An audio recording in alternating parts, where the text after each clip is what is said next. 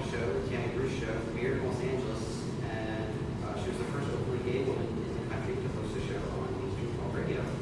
Her show became nationally syndicated in 2005 and in 2009. The show became available online and via podcast, and has been the #1 program on the worldwide internet radio hub, Talk Street Live, for 7 years. Her editorials and commentaries have been published in the New York Times, Los Angeles Times, USA Today, San Francisco Chronicle, Esquire, and The Advocate. She's the author of 3 books: The New Thought Police, The Death of Right and Wrong, Exposing Less Assault on Our Culture and Values, and The New American Revolution. This also requires to inform you that this event was paid for in part by funds from the UNC Student Congress and is also sponsored by the Young Americans Foundation. So, without further ado, Bruce.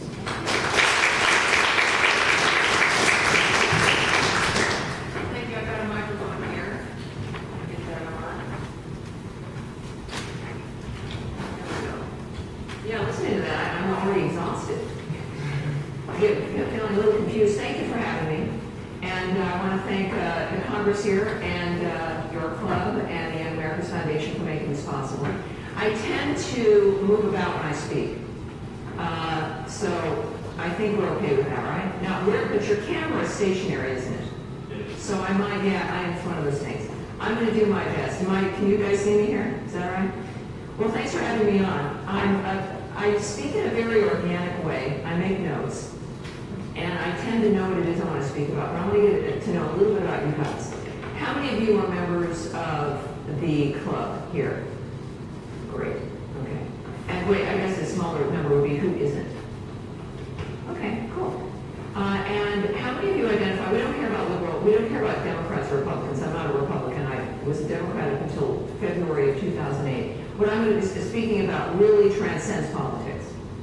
You know, this is really about individual freedom at every single level, especially for minorities, but for the citizen in general, considering what we're seeing here. So how many of you identify as conservative? And how many as liberal? Okay, cool. Yeah, I guess a lot of people, you know, conservatives very often think I'm liberal. Liberals now hate me because I'm conservative. I'm not a libertarian. My hero is President Reagan. He, of course, used to be a Democrat as well, and switched to becoming a Republican. I tend to, after my time on the left, I tend to look at massively organized things with some suspicion. And I don't trust the government. And I don't trust the nature of that kind of power. And that's the divine nature of this country, and I think the founders knew that. They were also coming from kind of a wild power unleashed from the old world, and they knew what they needed to accomplish here for the rights of the individual. Interestingly, though, of course, I'm a gun owner. How many of you are not gun owners in this room? Okay. Okay, perfect. That's okay. The rest of us will protect you, don't worry.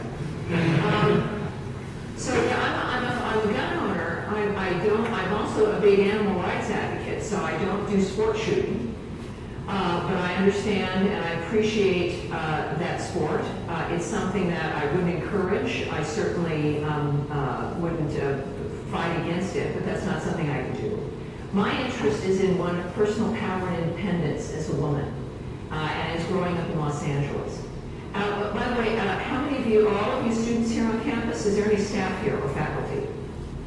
Okay, all of you students here on campus. Okay, cool. Rarely, I mean, one time did I have a faculty member at one of my speeches, and that was at Penn State. And it was when the Feminist Club also co-sponsored, and so one faculty person showed up. At one point when I was speaking at UC Davis Law School, I was mentioning this to Steve on the way over, the faculty actually programmed against me with a mandatory lecture for the first-year students. So what's interesting, and my alma mater is USC, and I'm at Claremont now as pursuing my PhD. And I've always enjoyed this environment because it challenges me to be with people who perhaps don't think like I do. And wherever I go, that is for sure the case. So I'm always kind of in that kind of environment. As a stated minority, as a woman, as a gay woman, as now as identified as a conservative, as having been a liberal, You know, I mean, there's a lot of stuff going on. And I think that for me, it's more of after having identified with a certain group for so long in order to belong, I'm now just determined to just trust my own instinct and be myself. Now, part of what makes that possible, getting to my topic here tonight, which is about, does somebody have a pen, by the way? I would love to have a pen. Somebody with an extra pen, just to make some notes. I see you've got one. This is probably the only one, man. Thank you, Joe. For me, gun ownership, and this is this presentation isn't about legislation, and Lord knows I'll mention some of it, or the attacks on the Second Amendment. This is about individual power and the nature of gun ownership. And it doesn't mean that you have to be comfortable having one or want one, but I think it's important to understand why everyone is so nervous about those of us who own firearms, and why it's something worth fighting for, even if you're not comfortable having them, right? So that's where I'm coming from. And it really moves down to, as I've noted, the issue of personal power and individual freedom. There is one thing and one thing only that keeps us free from the National Guard marching down any major street in this country. It's the fact that we're armed. There's an interesting quote from a story from this week, which I'm going to share with you, that you know, if 5% of ducks were armed, no one would be going duck hunting. You don't need 95% of ducks to be armed. You need a pretty decent percentage of ducks to be armed, and then no one would be duck hunting. And it's the same with people. And so you have, my interest is in making sure that the government and authorities know that people like me, people like you, people from across the spectrum are capable and willing of defending themselves. And I think perhaps that's a uniquely American thing. You know, our ancestors were really kind of the cream of the crop. There are people who left everything behind and said enough is enough, and they wanted to establish something new. Others of our ancestors, of course, were brought here against their will, and had to move through a dynamic of incredible oppression and hardship. And yet then with their ancestors and offspring having to make something worthwhile in a dynamic that changed the world ultimately. So no matter where we came from, we own this notion of independence. But the thing that made us independent, the thing that keeps us independent, still is the Second Amendment. And for those of you who think, does anybody think that like the First Amendment gives you the right to free speech? Has anybody discussed that on this campus about where we get our rights? How many of you think the Bill of Rights gives you your rights? Do you think so? I don't know, it's going to raise their hand. Well, they don't. Those are prohibitions against the government. Now, just as one brief little historical element, the fact that we're the sovereign means that God has given us our rights. That was the ultimate difference between the old world and this world, was that the king was granted by God all the rights as the sovereign. And in our nation, since the people are the sovereign, God gives us all of our rights, okay? So there's no government to grant them to us, right? So the moment you start looking to the government for a right, you're acknowledging their sovereignty. They have nothing to give to us. So the Bill of Rights was a prohibition and a reminder against the federal government about what not to touch. Like, don't you dare think about keeping people from being able to speak freely, or from being able to meet, or from being able to worship as they please, or not, or from being able to have a firearm. That the average person, or militia, or however we're going to define the nature of something other than the government, was going to be armed and it was going to be okay. Don't shut down the press. They knew all the things that happen, and still happen to this day, that are aimed at quashing individual freedom. You've heard about the journalists being killed in Syria.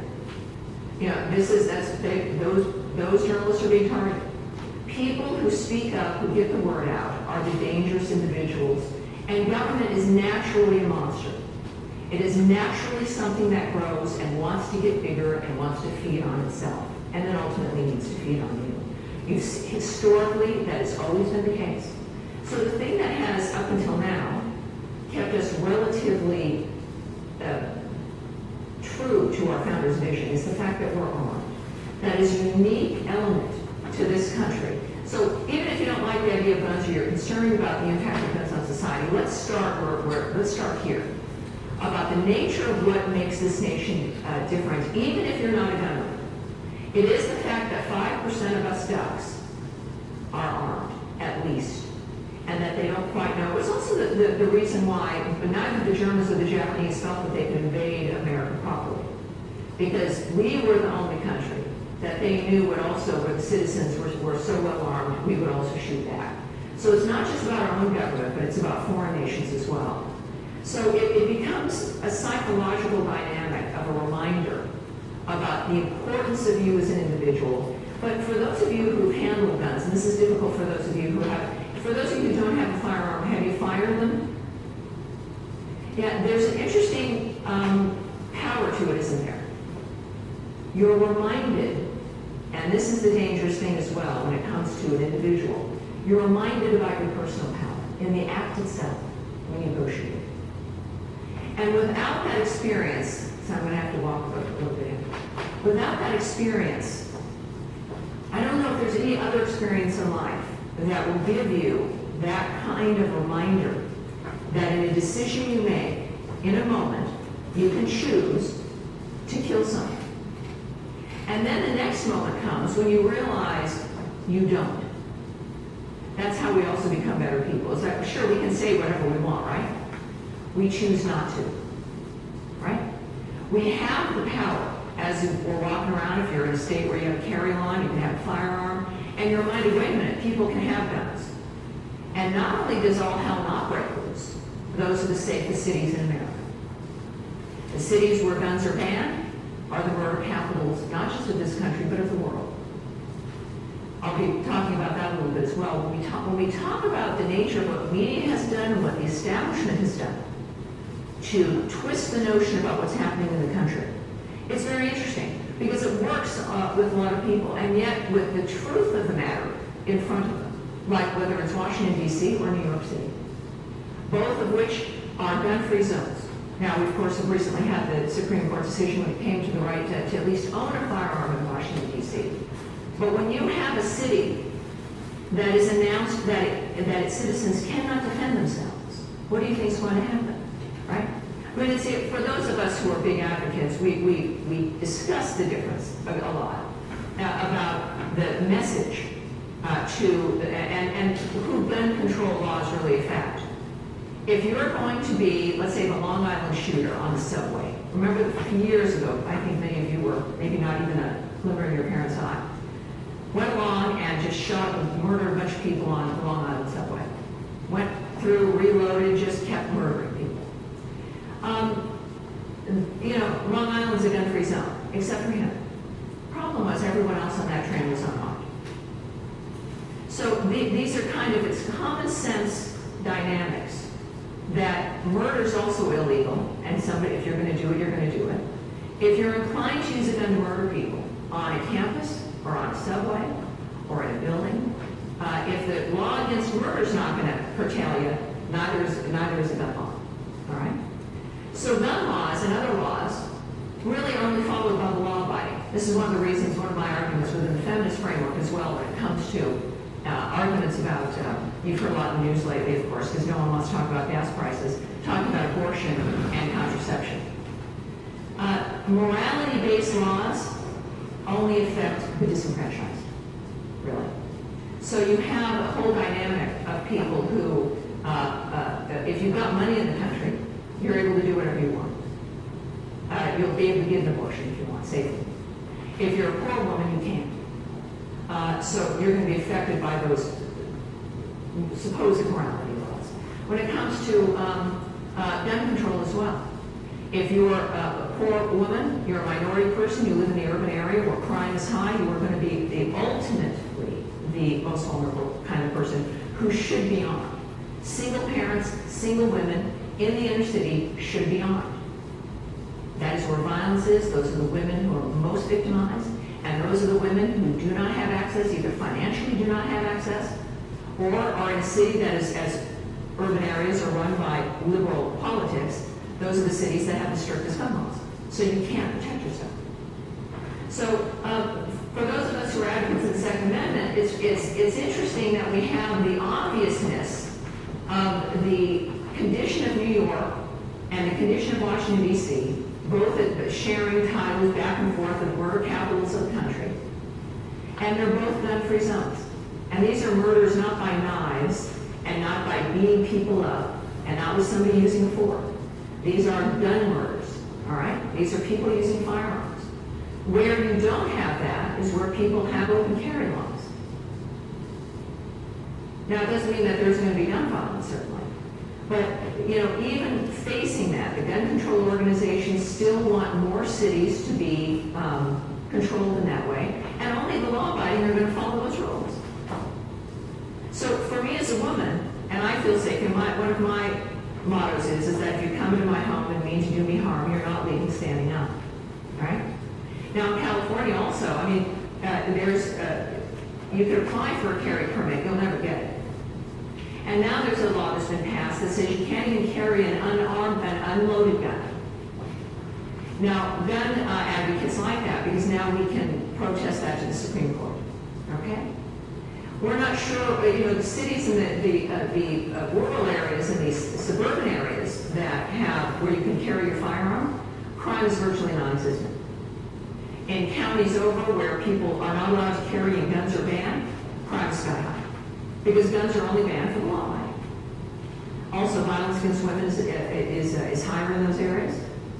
You know, I think a bad guy's going to wonder when he approaches a woman, he's not going to know which one's armed and which one isn't. It kind of heightens your odds of that person making a different choice. So for me, that's an important element about the notion of personal safety and getting back to my point about having gun shooting, the notion also, though, of personal power. This is the other thing that the Fed doesn't want you to know about. How many of you, for those of you who are not gun owners and identify as liberal, do you support the Occupy movement? Any of you, with 3 or 4 of you? You kind of? I was thinking, you know, the kids that were pepper sprayed at UC Berkeley, who were doing Occupy, what do you think the odds are that they would have been pepper sprayed if they were armed? Probably pretty low. Probably pretty low, right? Now, I'm all for, I come from an activist background, and I'm all for nonviolent disobedience. But you can be nonviolent sitting there with your gun, right? And there's a whole different kind of way that law enforcement looks at the sovereign, whether you're liberal or conservative. Now, the other argument is, when you think about the nature of how law enforcement reacts to the citizenry, if you're armed or not, is this idea that if you have guns out there, there's going to be danger.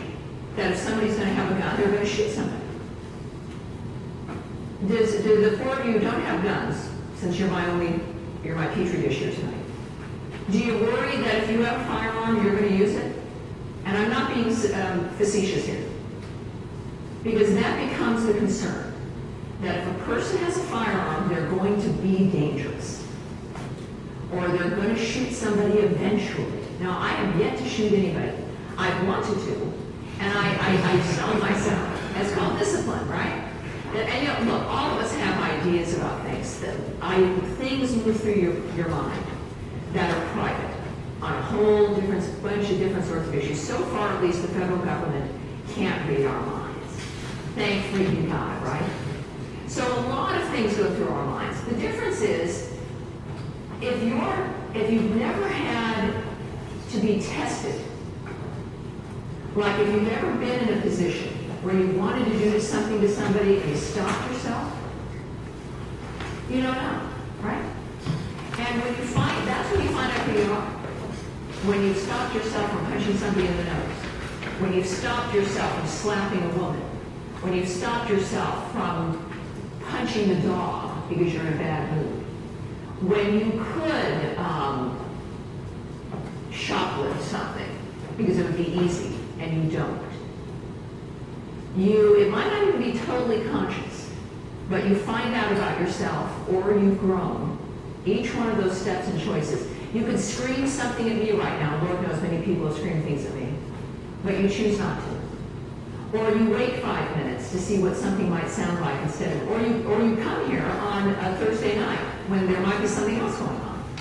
Those are choices that are made that are unique and that develop us. But until you have to, I use the Germans as an example of this. Nazi paraphernalia and symbolism is still illegal in Germany. Okay?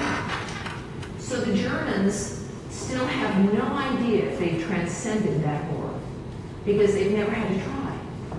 They've never had the option of, oh, I could wear the swastika, but I choose not to. They don't have that experience. So one of the reasons I contend why America is so fabulous and the best country on earth is because, as I opened with, we can do whatever we want, but we don't. Or we choose among the things that are available to us, right? And the argument now about firearm ownership. Now, and I'll go on the record here too, just for clarity. My first lover killed herself with a firearm. So I've seen also the damage up close of a gunshot wound to the head, a suicide. So I don't come from a world where it's like airy-fairy and it's John Wayne and everything is great, just give me my shotgun. I know what firearms do. And if you live in Los Angeles or New York, or if you've been in urban areas, perhaps you've seen it as well. But in my experience still, even with that, what I do know is that neither of the guns that she had were legal, nor were they hers. And she got them anyway, right? She had never really done shooting. She didn't, it wasn't an issue about gun control or who had the gun and whether it was legal or not. She was going to kill herself, and she did. If she, I suppose, couldn't get the gun, she would have done it in some other way. But that doesn't matter any more than, as an example, how many of you own cars or have owned cars and drive? Well, that's a pretty freaking big bomb you're driving around in there. When I was your age, maybe a little younger, in a city called Westwood. Now, I'm a USC graduate, and that's, of course, the UCLA town, so I don't like to talk about it too much. But Westwood's a city, college town. And vibrant activity at night. Every college town has one. And a guy decided to run everybody down on the sidewalk. And boy, did he. He ran everybody down. He just drove over them. I think this was in the 80s. And you can also have arguments when it comes to the nature of how people use automobiles. Now, whether it's in car bombs or whether you run somebody down. And my big issue when it comes to personal empowerment and attitudes is that many people have been told if you have a gun, it's dangerous, right? And yet you feel comfortable getting behind the wheel. And that's even, why would that not be dangerous? Why would not picking up, I just got a new set of knives because I'm trying to learn how to cook because, I'm not 30 anymore and I can't eat crap anymore. And I pulled out one of these butcher knives and I thought, wow, this is a gigantic weapon. And then I just put it right back. But no one was in any more danger with me having a set of butcher knives in my house than with me having my 38 snub-nosed special named Snuffy, who lives next to the bed. Yeah, that's her name. She's very sweet. She doesn't talk back. She's lovely. So the question becomes why people have been convinced for themselves. And this is for you who maybe encounter people or family members or friends or other people on campus and like, oh, well, that, guns, there's going to be violence. Quite the opposite. Quite the opposite, in fact. That if you're concerned that someone's going to be transformed because they have a firearm, be more concerned when they get in their car. If you're concerned that much, and so there's two things that happen with that argument that is put to us by the establishment, including the federal government. Your individual family member or friend or student or anybody you work with is dangerous. That Americans are right on a tipping point that the moment you hand them a firearm, they're going to turn into freaking Ted Bundy, who also used knives and hit women to death. But that's the other message to you, is that you're dangerous, that you can't be trusted, that your neighbor can't be trusted, that your colleagues can't be trusted, that we're such infants that that has to be kept from us. Well, if we accept that argument, then we should do what now England has gone into. England, after the shooting in Scotland, which happened, I think, 15, 20 years ago, guy goes into his classroom, kills a bunch of little kids in Scotland. England freaks out. They have the wrong reaction. They decide that everyone who has guns has got to be registered, even though this has never happened before and hasn't since. Everybody says, okay, we'll register. They then went and confiscated everyone's firearms. Since then, they've also made it illegal to have knives in England. Okay, so now we can't have knives. They haven't banned forks yet. They haven't banned the automobile. But when you think about the nature of what this open door does to the government, they don't care whether or not you have a gun, technically. What they do know is it accomplishes two things. It disarms society so that they then don't have to worry about which 5% of the ducks are armed. But it also tells everyone else that you are to be afraid and that you can't take care of yourselves either. That if you're faced with, if you go into a room and if you're watching the Food Network, I'm shocked Rachel Gray has not turned into some mass murdering freak yet with those knives that she's got there. Those, I don't know, those white knives that are made of porcelain or something. It's amazing. But you know, it's funny what happens. But when you buy the message that if there is that something can transform you in a moment, we're lost. Because then we're believing it about ourselves. So that's the first issue. The second issue becomes, of course, then the technical aspect of disarming you in every single possible way, right? What do you think, you know, before the Olympics in China, pretty much all the monks got disappeared. They don't have guns or knives, right? They murdered, China murdered most of the monks who were protesting against the regime so that they could have a nice Olympics, right? You see what's going on now in Syria, right? People are unable to fight back. It's not just that they're being bombed and shelled. If people were properly armed, if we thought as much of the Syrians as we did the Libyans, maybe the Syrians would be having a chance right now, right? But the reason Assad's able to do this is because people haven't been armed. There's gun control there, generally. And where there isn't, you have people who are in control of the dynamic. Now, of course, it depends. Once again, it's like you want the people in this room who you feel safer with. The Taliban in here with an AK-47 or me. Even though I might make you nervous with one, I think you'd be safer with me, right? So this comes down to also, once you put the focus on the weapon, you're eliminating all judgment about right and wrong and standards when it comes to the individual and the philosophy. So at this point in time, you are the same as the Taliban. You're the same as Assad. You're the same as everyone who's ever done anything bad with a weapon. There is nothing to differentiate you between those people. That's the other message to yourself and to society at large. They need you to not trust yourself. Europe has established that with its people. You say, I mentioned Germany, that case to you. When you have to have a symbol made illegal, it means, well, people can't be trusted.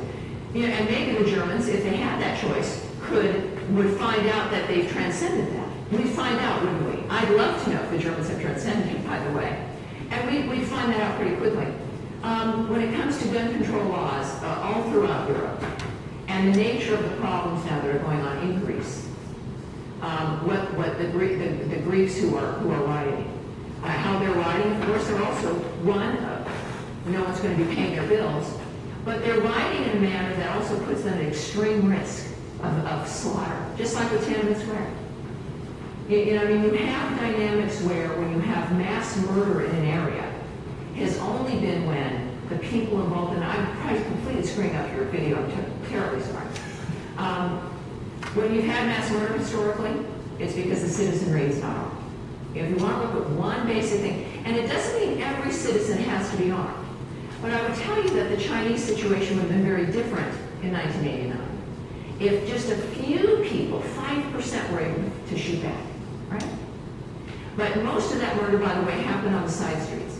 I've not been to China, but several of my friends have been, and they say that you can still see the blood. It still rises in the cement.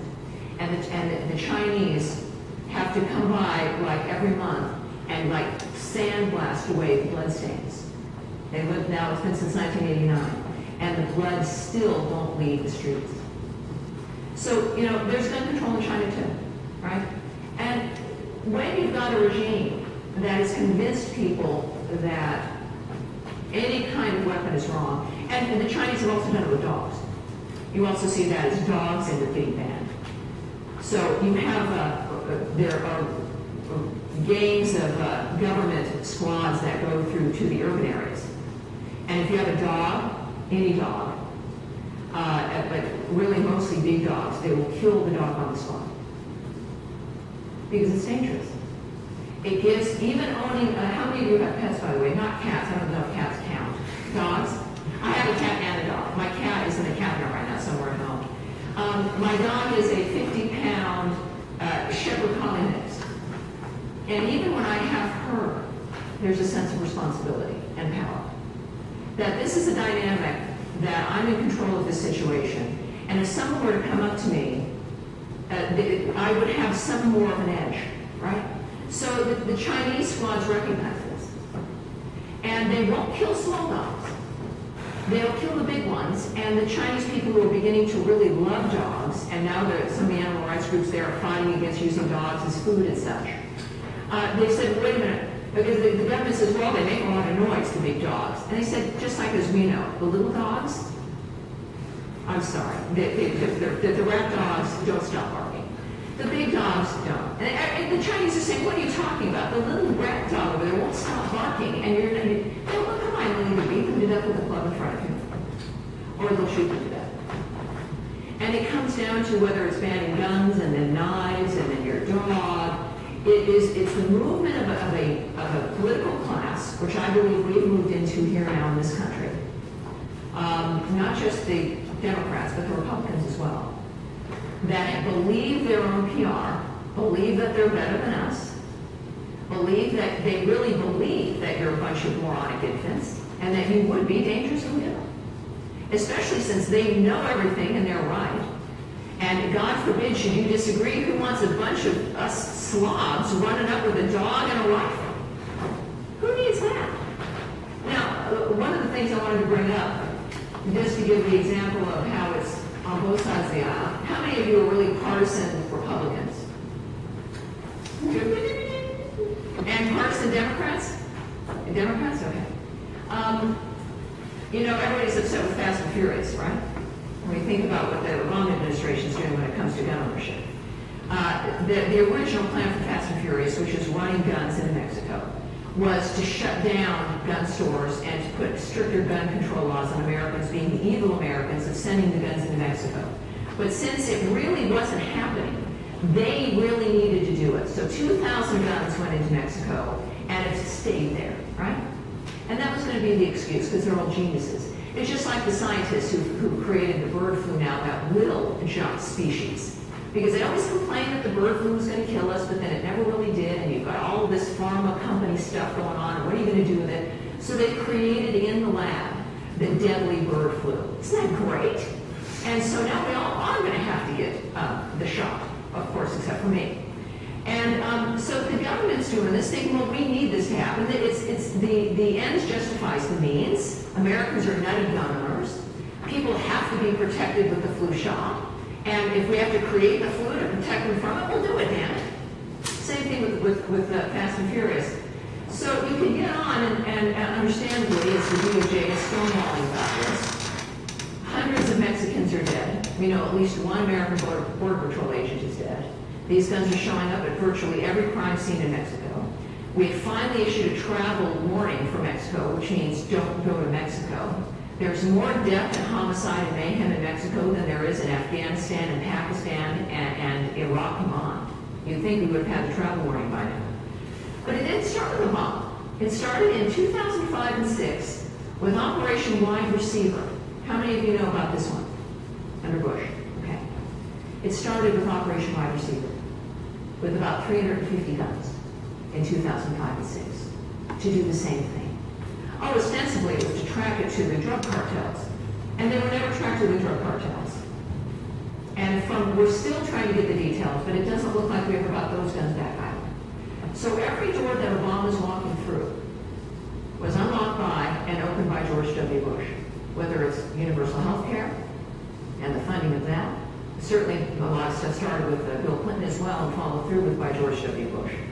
My point is here, there is no real difference This is the establishment. I don't want to sound too much like Ron Paul here.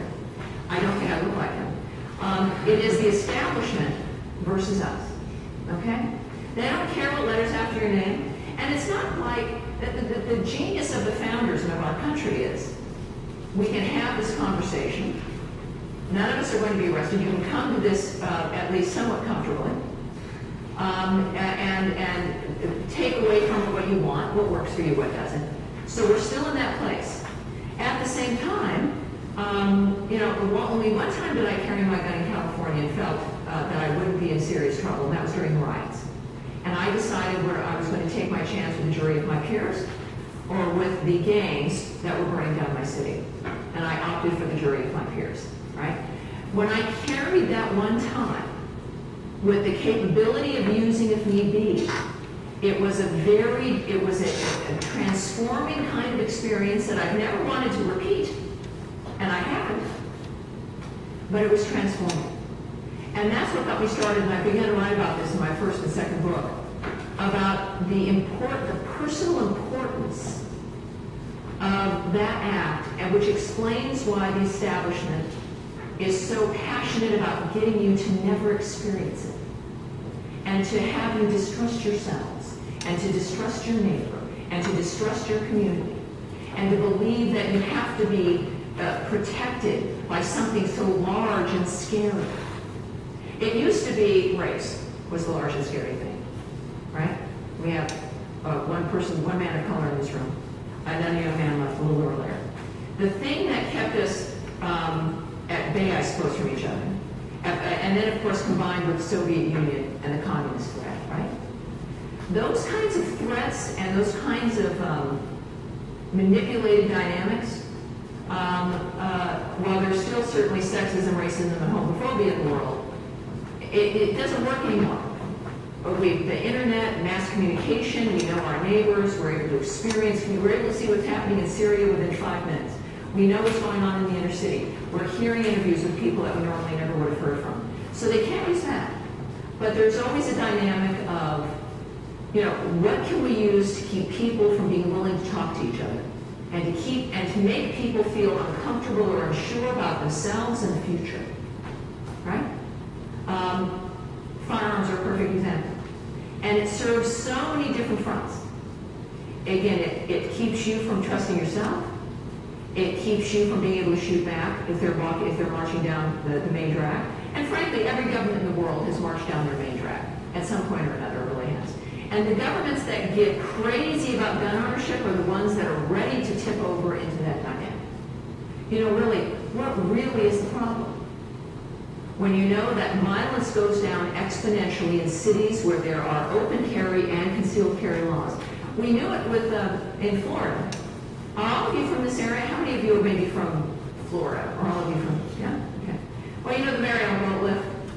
And when we said, of course, because we're benevolent dictators, hey, Castro, send all the people who want to leave Cuba, let them come over here. And Castro said, okay. And he let everyone out of the prisons and sent all the criminals over to Florida. It was genius. He says, I'm sending a bunch of people over to you. Good luck. And crime just exploded, like by 500%. It was amazing. And who's the governor? The governor of Florida at the time. He said, okay, all bets are off. Everybody get on. There were bills, and suddenly you could own a gun, and you could open carry, you could conceal carry. Crime went down, like double the amount it went up once the voting occurred. And people looked at it and said, wow. So more people having guns didn't make the situation worse. It made it actually get even better than it was before, where all the criminals from Cuba got dropped off in Florida. Wow, what a concept. What a concept. So we know technically that that's what occurs. So if the concern really is about violence against women, about violence against minorities, about safety in neighborhoods, about the budget of the police having to respond all the freaking time to the break-ins. When you know that the more people that own guns, the city budgets go down because there's fewer police calls, there's fewer injuries, there's fewer ambulance calls, there's fewer people in jail because those who might be inclined to shoot the duck opt to not shoot the duck. Or if you're going to be inclined to break into the house, you think, maybe I should. So it's actually an economic dynamic as well. Everyone knows this. So you still again have to ask the question, why do they do Fast and Furious? What is the point of gun control? What is the dynamic of, and what they've already accomplished is, as I'm looking at my time here, I guess we'll have some questions as well, questions and answers. What they've already accomplished is gun registration, right? So they know pretty much of the law-abiding citizens who they're worried about the most, who's got a gun. What they also tried in California was to have to make you register to buy ammunition. And here's now a warning to all of you who are activists on this issue. After Katrina, when the instinct of the government was to go in and they took everyone's guns, which is when you want your firearms, when there's freaking chaos, right? And the only people who were shooting at people were the freaking New Orleans police, okay? They were the ones killing people, stealing cars, murdering people trying to get out of the city. And many of those policemen have been arrested and have been found guilty. So when you have that kind of criminality amongst law enforcement, and they're the ones taking the guns away from the population, you got a problem. Well, after that event, in a number of states and at the federal level, there is a new law that you can't, in a civil crisis, confiscate people's guns. Now, you'd think we wouldn't need a bill for that, but apparently we do. What it doesn't say is that you can't confiscate ammunition. So with every bill that you see, just a humble advice here, and if you're active in this, is make a note of when you see bills about what firearms, or like what they're doing in D.C. This is another answer in the D.C. dynamic, where the Supreme Court says you can't tell people they can't have guns. Well, they didn't say anything about ammunition, now did they? So in California, they tried to pass a bill having ammunition be in the back of the store like it was corn, right? You can't see it, and that you've got to have all the bullets numbered, and then when you get your ammunition, you've got to get thumbprinted, and there's like so many different requirements to get your ammo. It was ridiculous. That was defeated. But in all the bills that passed after Katrina, they might not be able to take your gun, but they probably can take your ammunition. Or they can probably store some selling your ammunition. They're arguing, the left is, that there's a difference between the firearm itself. Maybe I guess this is an argument to start making our own, right? Between the firearm itself and the ammunition that's used. So again, why? What is the problem when firearms actually benefit a community, keep it safer, when at least the law allows everyone to be armed, and when no one knows who is? That's also one of the benefits of the concealed carry. You've got open carry law only. There can be a presumption that if somebody doesn't see a firearm, they're good to go. They're good to go.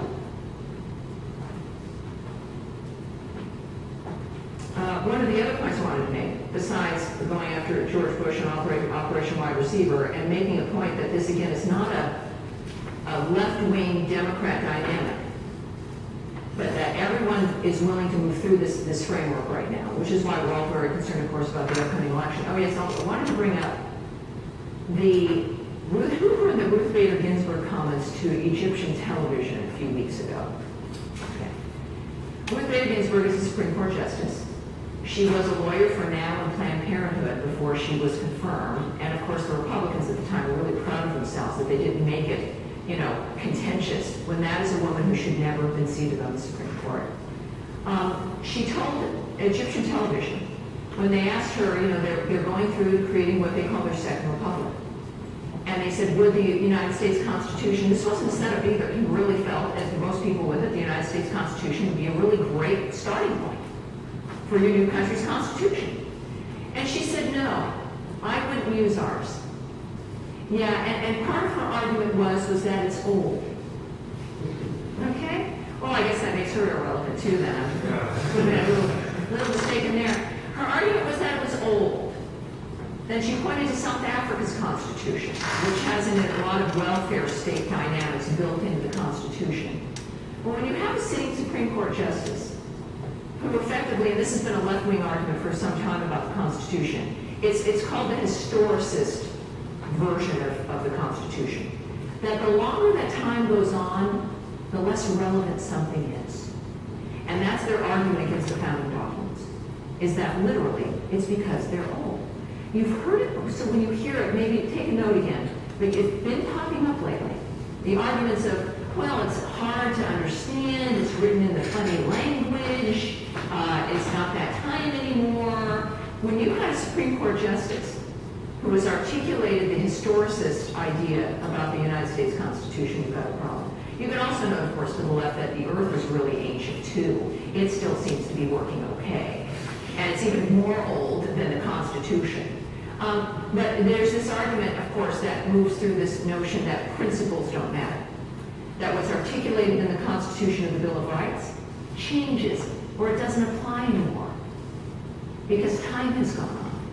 I'm not quite sure the concepts of freedom of expression, the ability to congregate, the ability to have a firearm, the ability of the press to report on things, did time make that go out of style? These people think it has. And so this is another reason why, regardless of what letters after your name, looking at and asking the questions of these people when it comes to not just the Second Amendment, but the notion of why the Second Amendment is important, and who is the sovereign, and why. I'd like to know Romney's opinion. He's been asked about who he thinks should be on Mount Rushmore. I'd like to know from Romney why he thinks Fast and Furious happened. Just that. Let's see where he goes. Now, Obama and Holder won't discuss that, because they know why it happened, right? It was to, again, get our gun laws even more draconian. But I'd like to know what the Republicans think of that. Not like, oh, it's bad. Of course it's bad. Of course, even if Holder's saying, oh, this is awful, we're going to investigate. No. Why did it happen, really? You know, those are the answers that Republicans should demand from people, from their candidates, because I don't know if you'd like the answers from them. Ultimately, when you're dealing with Katrina, acts that pass that still make it possible for the government to make it not possible for you to defend yourself, Fast and Furious, Operation Wide Receiver, the notion that everyone knows that crime goes down when people are armed, yet the government still wants us unarmed, even though criminals will always be armed. It moves to your question as you become the next generation, moving into politics and organizing, or medicine, or chemistry, or whatever, law, is what has the permanent political class become, and who are they answerable to, and why are they so afraid of us? Whether it's the Occupy movement, whether it's Tea Party, whether it's anybody who gets uppity and speaks their mind, whether it's a gun club like this, whether it's talk radio, you know, and even the NRA, I have to say, the NRA does some good work, and without organized groups like that, things like the bills after Katrina never would have existed. But the smaller groups have a tremendous impact, like the Gun Owners of America and the Second Amendment Foundation, okay? You know, I mean, the larger things get, the more problems that can exist. But this is ultimately, when we talk about, everybody wants us to be divided on partisan lines when it comes to politics. This is a kind of issue for minorities, and for women especially. For those of us who are not within a majority dynamic, and for gays and lesbians, who inevitably in every society, when society breaks down, it is the minorities who are struck at first, okay? So this has always, for me, also has been an argument for women and people of color and for gays and lesbians. Because we are the ones, as society begins, if it begins to crumble, or the permanent political class becomes fascist, they go after perhaps a dynamic that maybe has less of a pushback possibility. And also just the reminder that it's human nature to kind of be suspicious of things that are unfamiliar with our own tribe, if you will. That always minorities in every kind of mammal dynamic is always at some risk of what's called the majority of the tyranny, tyranny of the majority. It's not that majorities are always tyrannical, but it turns. And the things that keep things balanced and equal, it's just like, friends might say, why do you have a gun? Have a baseball bat at the bed.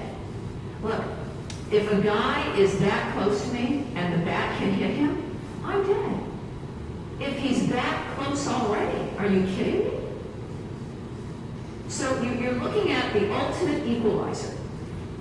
No matter how many people are walking toward you, it is the ultimate equalizer. First for women, and then for other minorities, and then for the citizen. Look, I see the citizen now as being the minority opposed to now the federal government, right?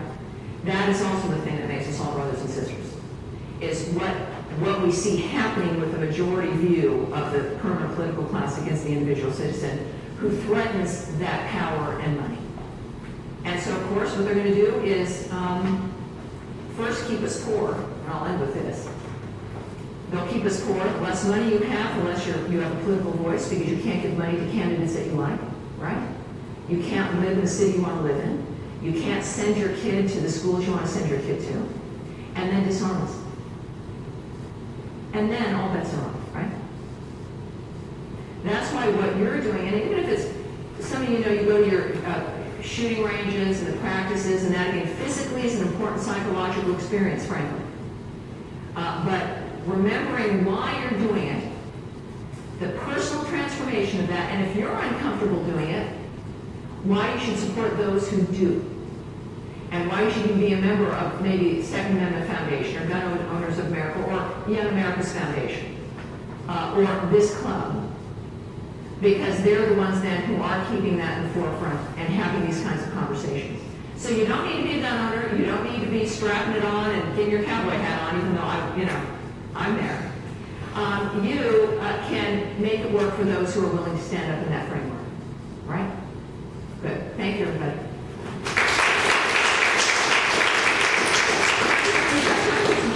Right? It's got about 30 minutes to go. Anybody want to chime in? All right, fellow in the back, and then you might hear. Yes, sir. Yeah, I wonder if you had been following Emily Gets Her Gun, which is a blog on the Washington Times.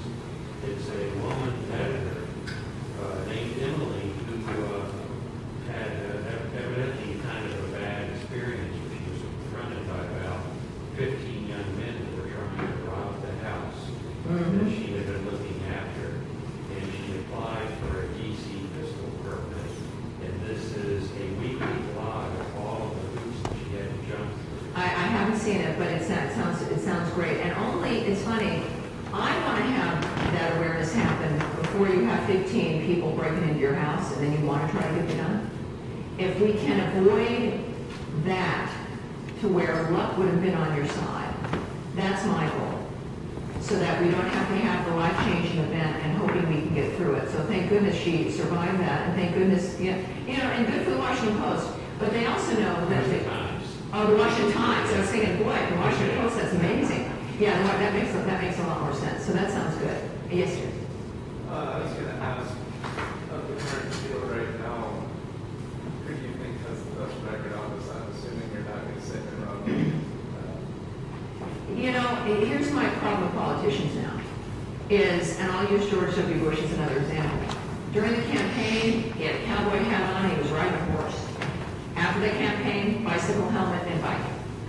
They presented him as Ronald Reagan's successor, right? And how many times do we see them they shoot the ducks, right? I see some Santorum in his yellow jacket, he's got the ducks by the neck. Yeah, these are demonstrations of somehow being aware of, or look, I can shoot.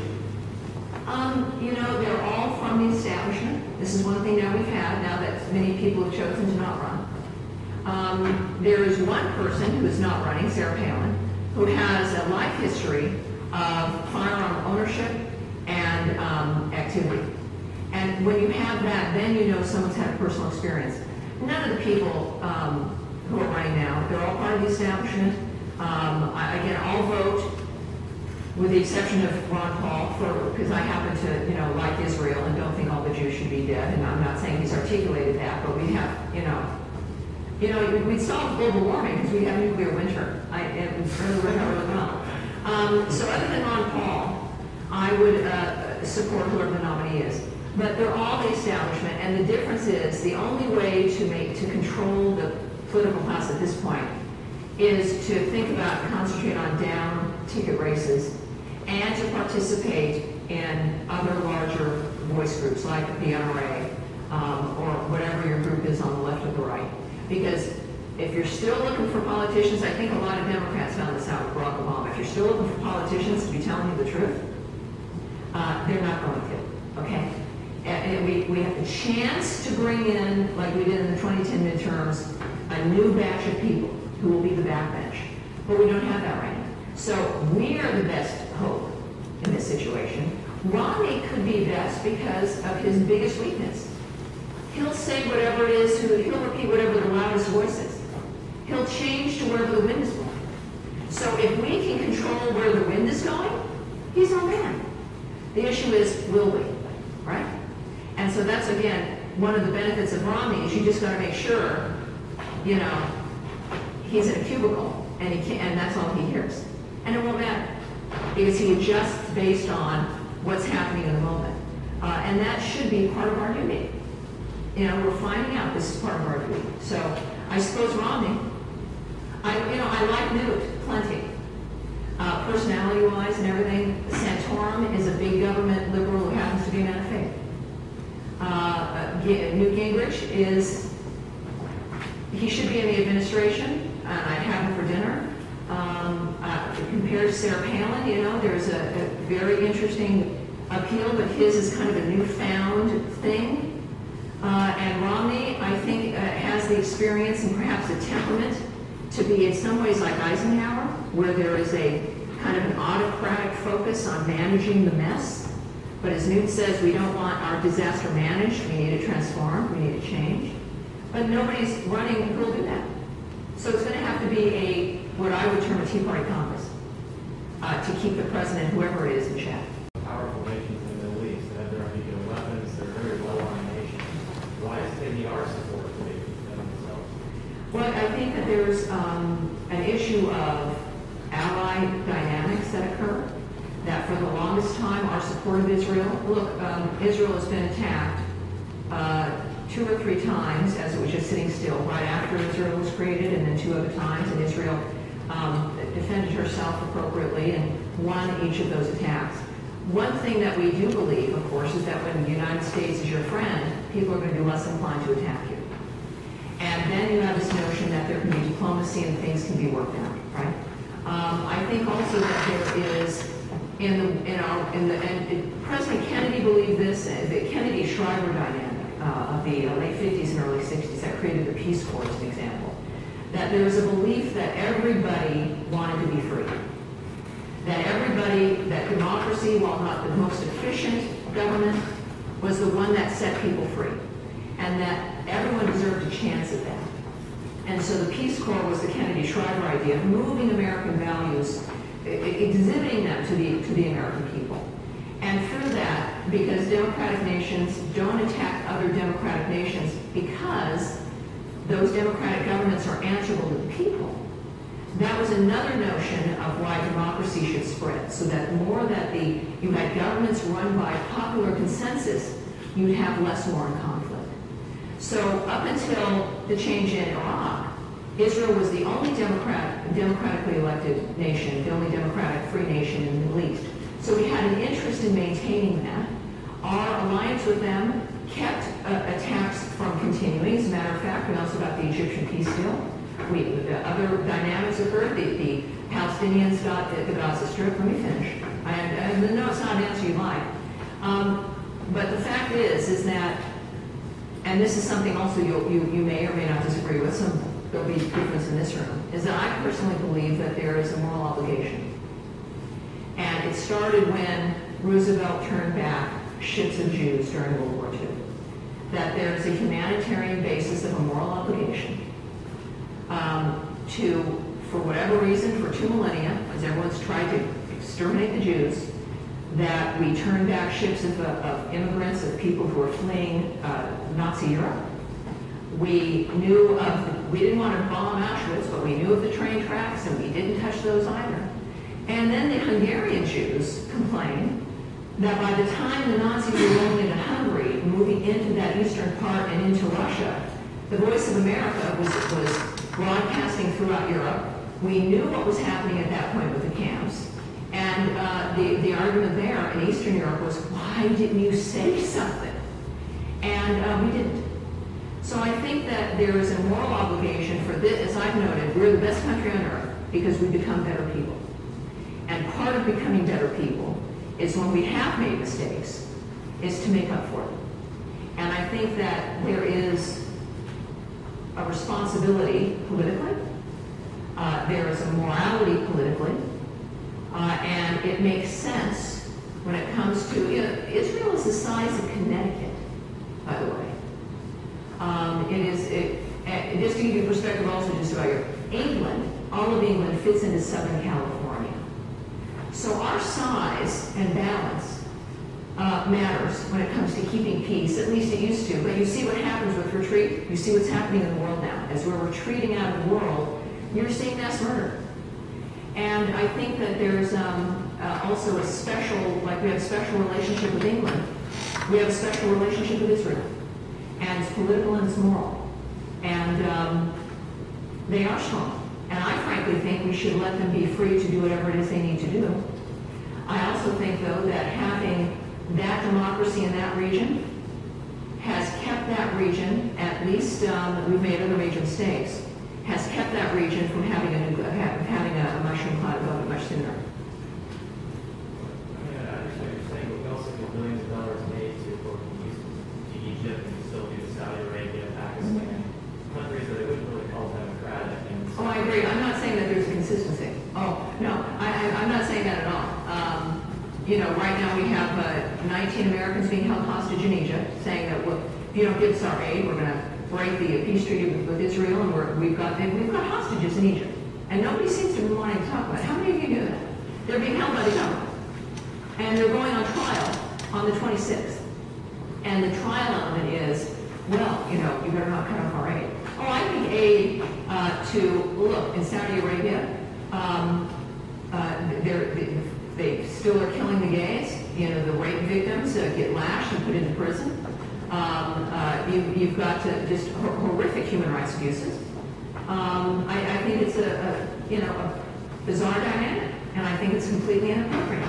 When it comes to Israel, I think it's a very different dynamic than Saudi Arabia. We're going to have to decide how much money we're going to give to Iraq. We certainly, part of the problem with the political class is they've made some choices which have been historical that they've inherited, like with Israel. And then you've got these generations that have been funding the tyrants of the Middle East, right? I mean, it's the Wahhabist Islam that's the tumors based in Saudi Arabia that spawned Al-Qaeda. So, you have this schizophrenic policy around the world. I absolutely agree. And then we support Israel through all this time and tell them never to, give up the Gaza Strip and stop doing building, try to negotiate. And then when Iran's going to get the bomb, we're kind of saying, you're on your own. I mean, even that's become schizophrenic. So we found out with World War II that things that happen, and even with Al-Qaeda, that even though there's oceans, we're not going to be protected from bad guys. So there's the moral obligation, then there's the notion of protecting our own soil. And we have to work on having there be a more consistent foreign policy. Absolutely. I happen to think that we have a moral obligation to the Jewish people around the world, to Israel specifically. We certainly, what is the obligation now of Saudi Arabia? They give the biggest money to presidents, and they give the most money to presidential libraries. We found out by George W. Bush, the Saudis gave $25 million to his library. Bill Clinton, $10 million, he had a $10 million speech in Qatar, partly funded by Saudi Arabia. So here you have presidents who funnel, it's just like Obama and Solyndra, and it's crony capitalism everywhere. Presidents who funnel billions of dollars to the Middle East. Middle East then give hundreds of millions of dollars to these individual men who then leave the office. That's why they don't want that sort of change, because then that spigot dries up.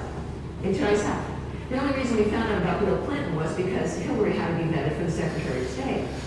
There's a law. You can't know who's giving to the library. You have to wonder why. Well, we found out about the millions for Clinton because of her vetting. Obama, to his credit, what we won't find out is after George W. Bush has signed, not that they'll do it, the transparency law about who's giving money to libraries. And you're going to see that money coming back from the Middle East. It's not coming from the Jews. It's not coming from Israel. It's coming from the people that spawn Al Qaeda and murder gays in the street, chop off the hands of children in what's called the chopping block, who would steal something. They're still dismembering people in public. I mean, these are our friends. So it's a problem, and it's schizophrenic. You're absolutely right. Yes, dear. Do you agree? No. Yeah, I just thought that their comparison between say China, you mentioned China, and their banning of weapons. Now they're Italian refugees, not Italian refugees, is kind of drastic in the U.S. Where, and in that sense that the establishment of the U.S. wants to remove all guns.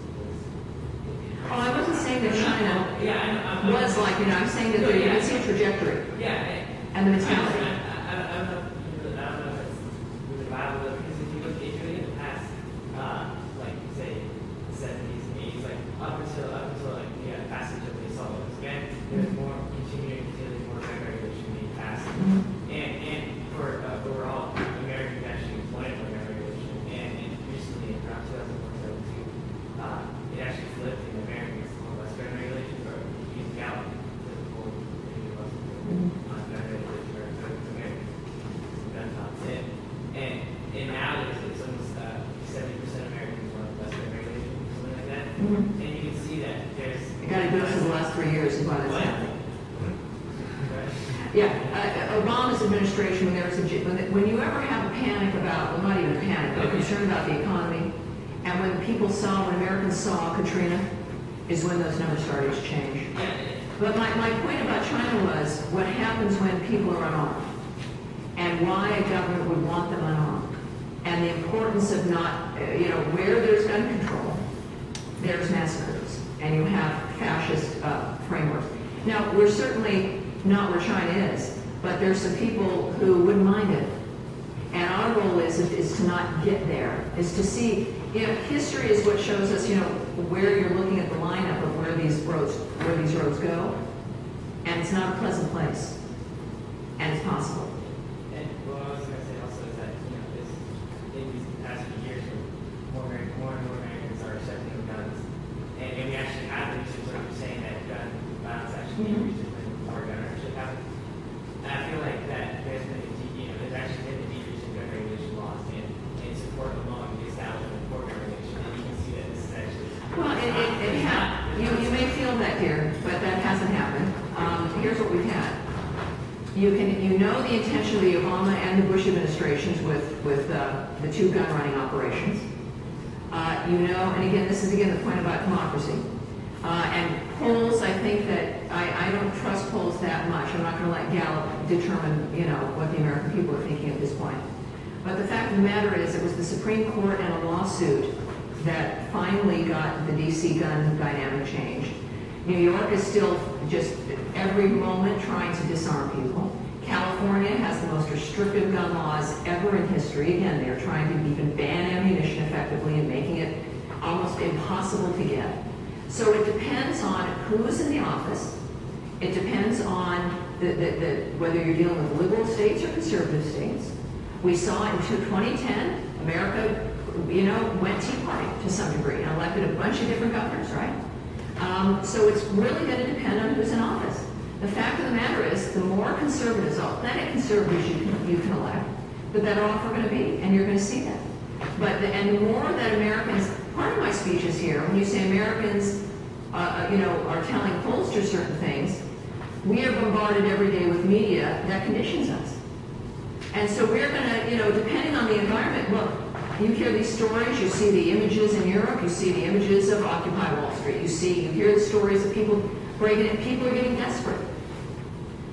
You see the actions of the Obama administration, which made people want to make sure they got their firearm. You see certain states taking other actions. People are feeling unsafe. It's unfortunate, but when gun control advocates have their best luck, when everything's just fine, and you think, oh, it's okay, I don't need that. The problem is like when somebody breaks into the house, and you realize, oh, wait a minute, my pepper spray isn't going to help me here, right? Or if you're on that Long Island subway train, oh, my stun gun, I've got to get right up next to him to make it work. Or if you're looking at Virginia Tech, one other person on that campus, just one who had been armed, except just the bad guy was, would have stopped it. So, we don't want to face those things. When people face them, then they switch. But I think that there's the philosophical, theoretical thing that I presented, which is the trajectory of governments and why they want to do this. And then there's our personal reaction in the meantime that affects our daily lives, right? That's why I got a picture of me with my gun. And I like it because image-wise, it's still in the 21st century kind of, wow, okay? And then, of course, I also recommend that you buy the first and second seasons of Policewoman and watch Angie Dickinson with her gun, because that's fabulous. But yeah, I think that it is, it's affected by environment, it's affected by politics, it's affected by the economy, it's affected by how people, whether or not they feel safe. And, they're less inclined, I'm less inclined to be talked out of something if I don't feel safe. We know that in Los Angeles, as an example, you can only get the police to your house if you say there's what's called a hot prowl, which means someone's in your house. If you're calling anything else, you better have 5 or 10 minutes to be able to defend yourself. This is what cities across the nation now are experiencing also with budget cuts. All right, well, wait a minute, the police aren't going to come. What am I going to do? Am I going to sacrifice myself up to the morality of I don't like guns? I'm not. That's not going to happen to me. Behind you. Yes, dear. It's kind of like in Europe, because as far as I know, they're no longer strict. They're a lot of laws in cities. The problem with European reporting, like with unemployment, is that there's a lot of different levels of what's reported as official crime. And so it's not like with the unemployment, so I hate to say, their crime rate is, well, we can use Canada as an example, and Canada's gotten smart with their conservatives. It depends on whether or not you're in rural areas where there are guns and shotguns, or if there isn't. In the urban areas, I'll give you an example of Paris. You remember during a few years ago when cars were being set on fire, and there was the riots with the Muslims in the cars. 100 cars every night on average are burning in Paris. Before that and after that. That's typical. What was shocking then was that it became hundreds a night. So if you spend any time in Paris, you find, in England there's a thing called what they call the yobs, the mobs. And there are these gangs of guys who go around and break into stores. You saw some of the coverage recently. It got a little out of hand with one city that was thinking about changing its budget. Do you remember this news coverage a couple months ago of one of the suburbs of London just being set on fire? Do you remember that? Please look it up. So if you're going to ask about London crime, when you see these episodes, they're not unusual, but they're heightened elements of what is happening regularly. Joan Collins, of all people, the actress. You familiar with Joan Collins? She was in a thing called Dynasty. She's an English actress. Her sister is Jackie Collins, a writer. She wrote a story a number of years ago decrying these mobs that wander through London. This was like 5 or 7 years ago. That just break into cars, rob stores, assault people, and rape. And that article from this actress got some play a number of years ago. So when you go to Europe, you will find with the smoke and smog, because the cars, again, it's not, in the general Paris area, you're looking at about 100 cars a night are on fire. In London, the mobs continue to grow. That one city calmed down a little bit, but the violence still continues. This is why the London police finally involved this army stuff. So you notice that was something that the London police were never armed. They had nightsticks. And I think it was maybe 10 or 15 years ago, could have been a little bit longer, they finally got armed. That tells you of a city having to change its response to the nature of crime. The problem is, like with our statistics, some things, they go into different categories, like on unemployment. Well, if you're out of the rolls, you're not unemployed anymore, if you dropped out of society, right? Keeps the numbers down a little bit. Alan West was wondering why there was suddenly this great spike, a decrease in the black community amongst young black males with unemployment. Nobody was getting jobs. A staggering percentage of young black men have dropped out. Not much. And for good reason. So now they just don't exist. So you're looking at these, so now those numbers are, oh boy, the employment amongst young black men, oh, of course, it's an election year, has really gone down. Boy, it's like dropped like 2 points. No, they've given up. So Europe treats unemployment numbers in the same way, they treat crime numbers the same way. They'll have community, like criminal community blocks of like volunteers, like negotiate. And then you can keep people from getting arrested that make the numbers also go down. And you can keep other crime dynamics, other reporting requirements don't have to be reported in that framework, so they're able to keep that down. And of course in Greece, you see the news reports of the riots, it's general chaos. It's really kind of anarchy. You know what the Greeks are thinking about doing now? They want to either sell or rent out all of their monuments. I don't know how that's going to help, but you know, if you want to rent a Greek, maybe Obama wants to rent a Grecian monument. That'll help him. He maybe will be able to do that now. So, yeah, in London, with the confiscation of the firearms and banning of knives, crime is skyrocketing. Absolutely out of control. And so, because you know, if you're going to be breaking in, even the homeowner now in London, even if you have a fork, you cannot, you are not allowed to attack anybody in your home. The castle doctrine now does not apply there either. France just recently changed that. So it's astronomical. You might not see it in the reporting, but notice the stories. Look up on the regular interweb tube the car burnings in Paris, and you'll see that kind of look. If you can read French, check out the French, the local French newspapers. This is another good reason to speak. If you speak some Spanish, you'll know really what's going on in Mexico. Learn some French. Once you learn Spanish, it's easy to learn Italian and French. And getting it from the local news reports, better than from American reporters who are moving it through the situation. Much more interesting. So have we saved the world? I think we have. How are we doing? Are we good, you guys? I think we are. Thank you very much. Appreciate it.